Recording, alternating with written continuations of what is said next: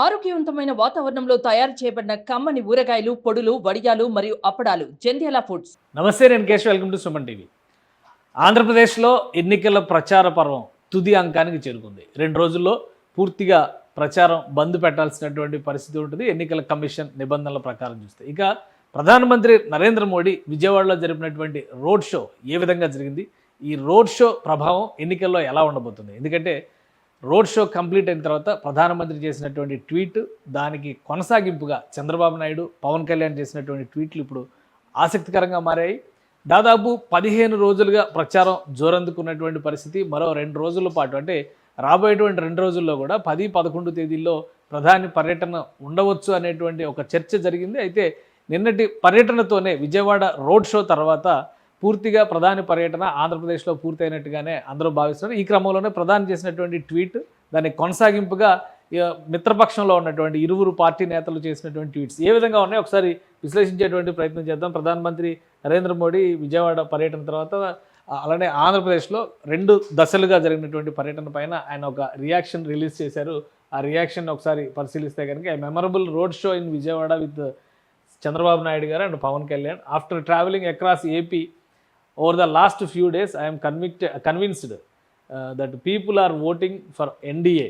ఇది చాలా ముఖ్యమైనటువంటి అంశంగా ప్రధానమంత్రి ఇందులో మెన్షన్ చేస్తున్నారు. ఆంధ్రప్రదేశ్లో ఆయన కొన్ని రోజుల పర్యటనల తర్వాత ఇక్కడ ఆంధ్రప్రదేశ్లో ఉన్నటువంటి ప్రజానీకం పూర్తిగా ఎన్డీఏ కూటమికి మద్దతు తెలుపుతోంది అనేటువంటి సంకేతం తనకు స్పష్టంగా వచ్చింది అనేటువంటి మాట నరేంద్ర మోడీ చెప్తున్నారు రోడ్ షో విషయంలో కూడా. ఎందుకంటే రాజంపేట పార్లమెంటరీ స్థానం పరిధిలో చేసినటువంటి బహిరంగ సభ, ఆ తర్వాత విజయవాడ పార్లమెంటరీ పరిధిలో జరిగినటువంటి రోడ్ షో. ఈ రోడ్ షో కానీ అంతకు ముందర రాజమండ్రి పర్యటన జరిగింది, అనకాపల్లి పర్యటన జరిగింది. సో వీటన్నిటిని, ఈ పర్యటనలన్నిటి సారాంశంగా women and young voters are propelling this surge in support. అంటే ఎన్డీఏ కూటమికి సంబంధించి మహిళలు అలానే యువత పెద్ద సంఖ్యలో మద్దతు పలికేటువంటి అవకాశం ఉంటుంది అనేటువంటి అభిప్రాయం ప్రధానమంత్రి నరేంద్ర మోడీ వ్యక్తం చేస్తున్నారు. దానికి అనుగుణంగానే తెలుగుదేశం పార్టీ అలానే జనసేన పార్టీకి సంబంధించినటువంటి నాయకుల ఇవి ట్వీట్ చేస్తూ, అంటే ఆ లింక్స్ ఇస్తూ ఆయన చేసినటువంటి ట్వీట్ ఇది. దీనికి కొనసాగింపుగా చంద్రబాబు నాయుడు గారు కూడా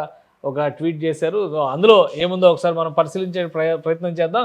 I'm thrilled and moved by huge response. ఆంధ్రప్రదేశ్లో ప్రధానమంత్రి నరేంద్ర మోడీ పర్యటనకు సంబంధించి ప్రధానమంత్రి చంద్రబాబు నాయుడు ఇచ్చినటువంటి రియాక్షన్ ఇది. Huge response from my brothers and sisters to our history-making Vijayawada rally today. The atmosphere was filled with hope and jubilation as our people showered their affection upon Sri Narendra Modi ji and Pawan Kalyan garu.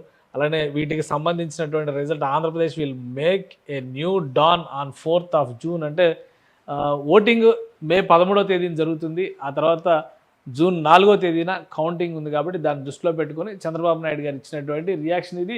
ఈ పర్యటనకి సంబంధించి జరిగినటువంటి అంశాలపైన పవన్ కళ్యాణ్ కూడా ఒక reaction ఇచ్చారు. పవన్ కళ్యాణ్ ఏం చెప్పారో చూద్దాం. ఎందుకంటే honourable PM Shri Narendra Modiji, we're grateful to you for sparing time in your valuable time for campaigning in AP. These memories will be cherished for ever.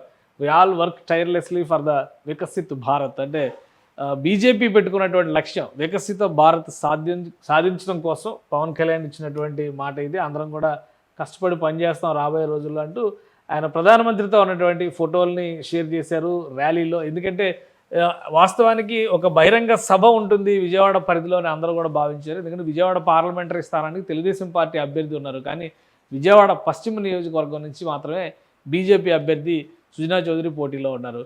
So అక్కడ బహిరంగ సభ ఉంటుందనేటువంటి అంచనా అందరూ వేశారు. కానీ దాదాపు 2 కిలోమీటర్ల మేరకు ప్రధానమంత్రి నరేంద్ర మోడీ రోడ్ షో నిర్వహించారు. 3 నేతలు కలిసి, అంటే ఇటు చంద్రబాబు నాయుడు అటు పవన్ కళ్యాణ్ని పెట్టుకొని ప్రధానమంత్రి నరేంద్ర మోడీ ఈ రోడ్ షో నిర్వహించారు. అలానే గత 4 పర్యటనలు, అంటే 4 సభల నిర్వహణ, 3 సభల నిర్వహణ, ఒక రోడ్ షో, వీటన్నిటి పర్యవసానంగా చూస్తే ఆంధ్రప్రదేశ్ ప్రజలు ఖచ్చితంగా ఎన్డీఏకి పట్టం కడతారంటూ నరేంద్ర మోడీ ఆశాభావం వ్యక్తం చేశారు. దానికి తగ్గట్టుగా జనసేన టీడీపీ నేతలు రియాక్షన్స్ ఇచ్చారు. ఇక ఎన్నికలకి ఒక కీలకమైనటువంటి సందర్భం. ఎందుకంటే ఆంధ్రప్రదేశ్ తెలంగాణలో, ముఖ్యంగా దక్షిణాది రాష్ట్రాల్లో ఆంధ్రప్రదేశ్ తెలంగాణలో ఎన్నికలు 13వ తేదీన పోలింగ్ జరుగుతోంది. ఆ తర్వాత దాదాపుగా దక్షిణాది రాష్ట్రాలన్నింటిలో కూడా పోలింగ్ ప్రక్రియ పూర్తయినట్టుగానే చూడాలి. ఉత్తరాది రాష్ట్రాల్లో మాత్రం 5, 6, 7 దశలు ఉన్నాయి. కాబట్టి ఆంధ్రప్రదేశ్కి అలానే తెలంగాణకి 10వ తేదీన మరొకసారి ప్రధానమంత్రి నరేంద్ర మోడీ రాబోతున్నారు. ఎందుకంటే తెలంగాణలో ఉన్నటువంటి 17 లోక్సభ స్థానాల్లో బీజేపీ బరిలో నిలుస్తుంది. సో ఈ ఈక్వేషన్స్ అన్నింటినీ కూడా సౌత్లో ఒక బలమైనటువంటి ముద్ర వేయాలని ఆశిస్తున్నటువంటి బీజేపీకి దక్షిణాది ఓటర్ నాడి దక్కిందా లేదా తెలియాలంటే జూన్ 4 వరకు ఆగాల్సి ఉంటుంది. ఓటింగ్ రోజు ఎలాంటి పరిణామాలు జరగబోతున్నాయి, ఎవరికి అండగా తెలుగు ప్రజలు నిలవబోతున్నారు అనేటువంటి విషయాలు కూడా కొంతవరకు నాడి దొరికేటువంటి అవకాశం ఉంటుంది. సుమన్ టీవీలో మీ పర్సనల్ అండ్ బిజినెస్ ప్రమోషన్స్ కోసం కింది నెంబర్కి కాంటాక్ట్ చేయండి.